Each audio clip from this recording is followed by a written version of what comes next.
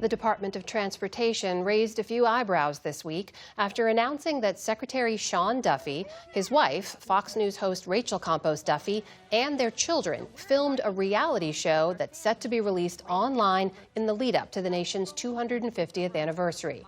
DOT says the Great American Road Trip was funded by a nonprofit, not taxpayers. But ethics watchdogs are concerned that several corporate sponsors who are regulated by the department also contributed funds. The program will show off some American landmarks filmed over a 7-month period. It's also a return to form for the Duffys, who first met filming for MTV in the 1990s.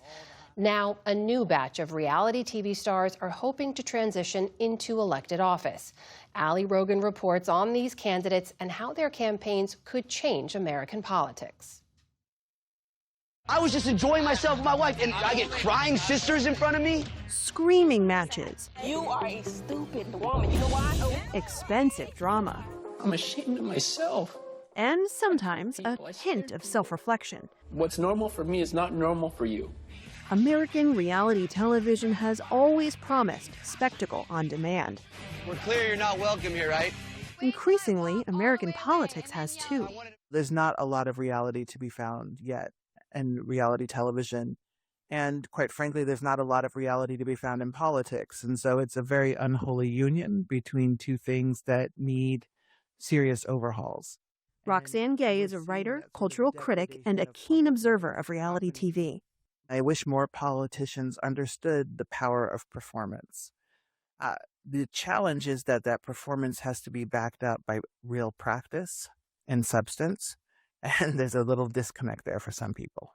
You know you lie. We know you lie. This year, several reality TV stars are hoping to bridge that divide, betting that fame in front of the camera can translate into votes. You're the biggest poser in this town. Spencer Pratt, the love-to-hate villain on MTV's The Hills, They let my home burn down.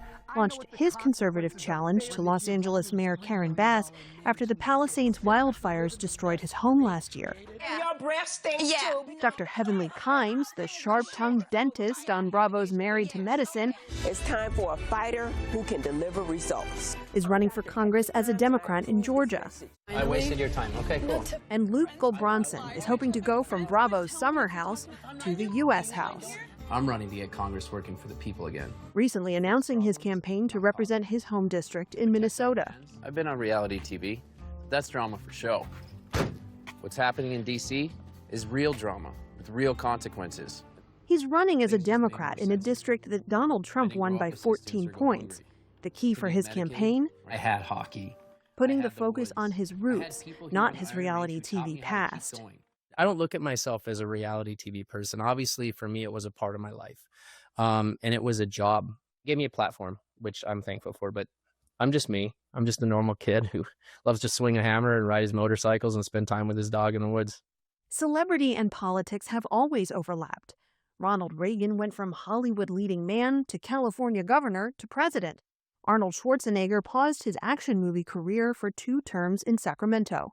I don't expect you to forgive me. But the explosion of reality TV has created a far larger pool of quasi-famous faces with a direct line to their audience and a template for how far that fame can go. Before Donald Trump descended that golden escalator in 2015, setting a path toward the White House, he spent a decade on NBC's The Apprentice, Welcome to the boardroom. building a larger-than-life persona watched weekly by millions of Americans. You're fired. It was a character, and it worked. Everyone, go. His successful campaign permanently changed the calculus for anyone with a camera and ambitions. That kind of taught many other unconventional candidates that entertainment media is a great political capital to utilize. Yoonji Kim is a political science professor at Columbia University and author of The American Mirage, How Reality TV Upholds the Myth of Meritocracy. He built himself as a character of a successful businessman, of someone who can provide American dream for many Americans. And I think that kind of translated into his campaign of platforms and agenda later on in politics. Mr. Trump isn't the only one who's made the transition. Pick to live in a house. Transportation Secretary Sean Duffy got his start on MTV's The Real World. Nick, the tribe has spoken. Washington Attorney General Nick Brown was one of the earliest castaways on Survivor. It's tough to be a believer in the city.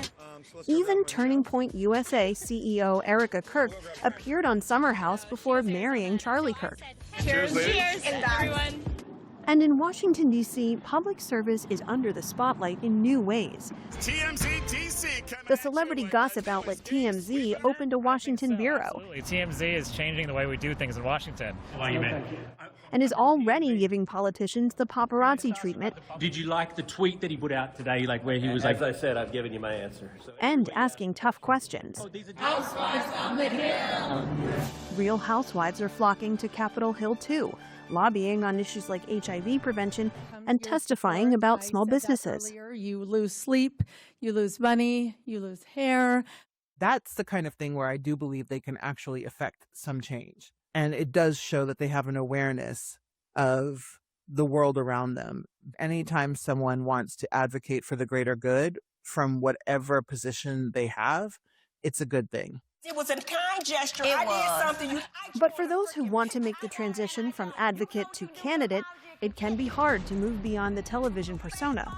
In general, I think people are voting for the character more than the candidate. And most people who would vote that way don't even know what the candidate stands for. These people are relying primarily on name recognition and personality recognition. Which means candidates like Luke Gulbranson in Minnesota are focusing on the issues. He's emphasizing affordability. Our healthcare system, people are paying more on copays, premiums, the cost of living. We're in a reckless war right now, so you feel it at the pump every time you have to get gas. Your everyday essentials are costing you more. Welcome to Minnesota. Gulbranson's reality TV past gave him a visibility boost at the start of his campaign, but there can also be a downside. What is your issue with me? Living your life on camera means everything is up for scrutiny. I think we have to take ownership of who we are and things we do. That's how we grow as people. Regardless if it's reality TV or if it's just you out in your everyday life, you're not always right. Your ego doesn't have to be that big. And moments like this. You laughed at my boundary of not texting me after 9 o'clock. I'm sorry, I text my friends after 9 o'clock. When a female castmate accused Gulbranson of not respecting her boundaries, Just admit that you love controlling females. become politically relevant as Congress once again grapples with sexual misconduct allegations that so far this year have forced 2 members to resign. I don't like you. We asked about it. If you believe everything you see on reality TV, I got some oceanfront property on the Iron Range I can sell you. What are you saying? We all saw with our eyes and ears what you did. It's reality TV. It's I think there's a big difference between that and who you'll meet on the campaign trail. Of course, the campaign trail sometimes ends in disappointment, and fame alone is no guarantee of victory. Caitlyn Jenner's run for California governor fizzled. Clay Aiken lost his congressional bid in North Carolina. And Sarah Palin completed the full loop, from governor to vice presidential hopeful to reality star to failed congressional candidate. Audiences tend to cement their favorite celebrities in their minds based on what they saw when they liked them or hated them the most, and they don't really create room for those people to grow. So it's both a blessing and a curse. And the successful candidates are going to have to find ways to show that that's not the whole of who I am. I'm calling on Congress to fix this thing. While the latest hopefuls continue to campaign, Thank you, everyone, for being here. there's no doubt, win or lose, American politics is already becoming another reality show. For the PBS News Hour, I'm Allie Rogin.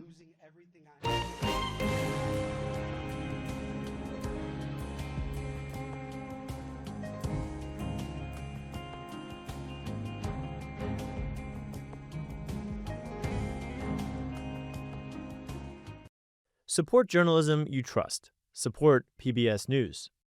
Donate now, or even better, start a monthly contribution today.